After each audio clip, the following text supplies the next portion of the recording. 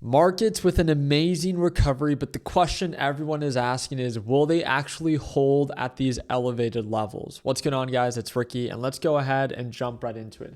If you've been paying attention to the NASDAQ market, especially recently, you guys could see that it's been forming consistent lower highs and lower lows, and we're at one of the lowest points yesterday as Microsoft and Meta reported earnings.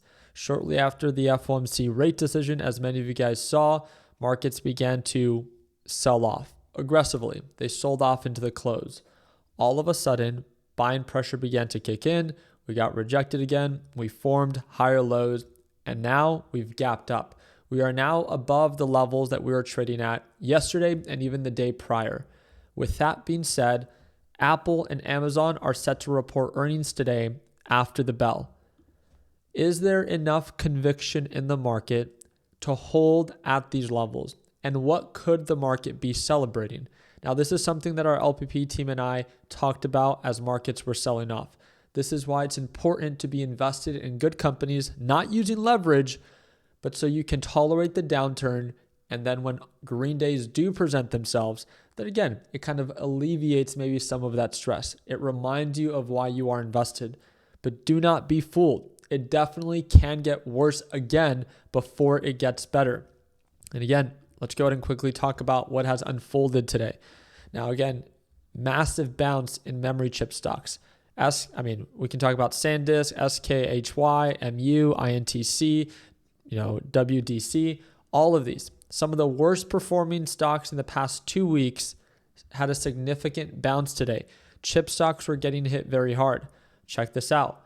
Micron, up 15.5% on the day. I think at one point it was up 17%. An incredible move for Micron, but a very aggressive move. SanDisk, up 22%. This is where it begins to get kind of hard to make sense of. This is why you can't be surprised that these stocks can crash 50% in short periods of time, because they have moves like this. My main concern is that where's this buying pressure coming from? Because a lot of it happened into the market open. Are these leveraged buyers? And again, we've been down this rabbit hole. What happens with leveraged buyers? Well, again, what's going on in South Korea? Over 1.2 million accounts got hit with margin calls. An estimated 320,000 to 360,000 accounts were fully liquidated per Goldman Sachs. Around 3.4% of the adult population in South Korea have received margin calls. Now again, South Korea has been experiencing a very aggressive move.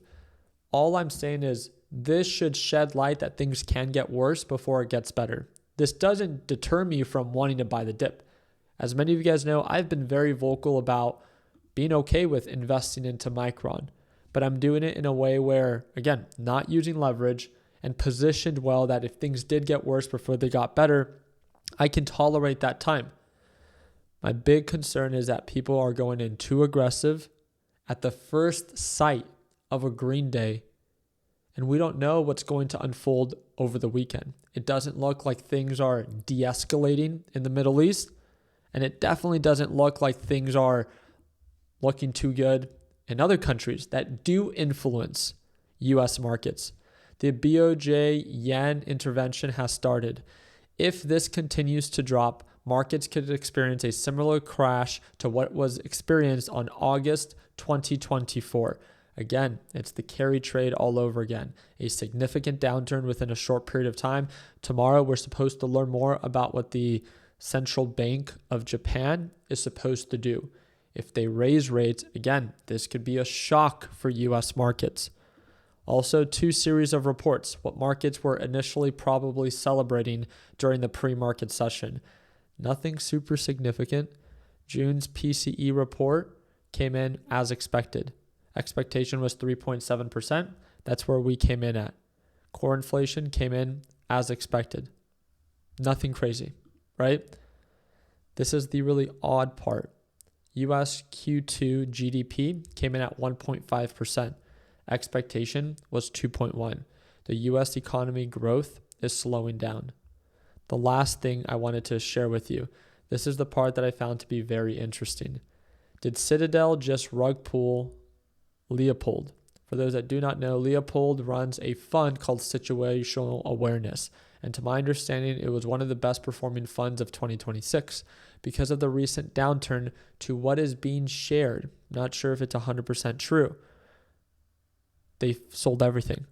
And they sold everything to Citadel. And remember, Citadel Securities is the institution that shared the news that the Federal Reserve could possibly be raising rates in yesterday's Fed meeting. And what did we learn? They didn't raise rates, but markets still sold off due to the concern. So the idea that's being thrown around is that Citadel planted the seed, forced situational awareness to get margin called as Fed left rates unchanged. Citadel came in to acquire the entire portfolio of Leopold's, and then now NBIS up 29%, BE up 25%, Sandus up 22%, Irene up 24%. When I see these moves, again, and please let me know your thoughts down in the comment section. When I see these moves of Oklo, bullshit companies running up 11%, NBIS running up 26%, you're telling me that 1/4 of its value was created in the past 12 hours? Bloom Energy, 25%.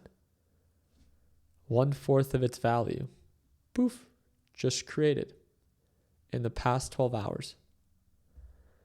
This to me, again, you guys know how I am. I'm always optimistic about things being overhyped up and irrational. This to me screams irrational. I understand markets can stay irrational longer than we can stay solvent. I have no intention of shorting BE, NBIS, Oklo. I'm done with that, right? I don't care for those companies. But the concern that the reminder you should have is that markets have been selling off for the past week or two. At the first sight of a green day, everyone pretends like there's nothing to worry about. But all the concerns that we've had in the past before are still present. There is nothing that got announced today that injects certainty into the market. If anything, when we look at the larger time frames, let me go ahead and remove this. All we're currently setting up for is a possible lower high. A nice rip up to possibly get rejected again, possibly. Again, we could confirm, and there's confirmation of reversal. That would be a different story. But we're testing a descending setup where, again, if we get rejected again, where does that put us? Everyone that bought in, were they using leverage? Is this only going to be more selling pressure that kicks in if we do produce another leg down? And what is going to be that trigger? Is it going to be the South Korean market again? Is it going to be the Japanese market tomorrow? Again, this isn't to instill fear in you. It's simply to make you aware of what was of concern. And that although today markets are celebrating, not trying to put a damper on the celebration, right?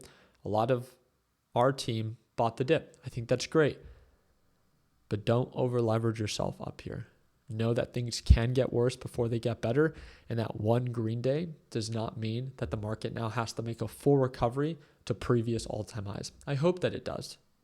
But it's stepping stones, making sure that we can provide reassurance in the areas that were of previous concern.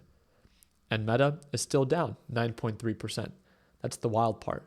So again, very excited to follow up and see how markets continue to trade. I'll do my part in keeping you guys up to date. Again, you guys let me know down in the comment section what you think. Do you think that this is the beginning of the bull run or just another lower high for another leg down? Let me know down below. I appreciate you guys' time. Hope that we're in a thumbs up again, and hopefully we'll see you today for Apple and Amazon's earnings at market close. Take care, team.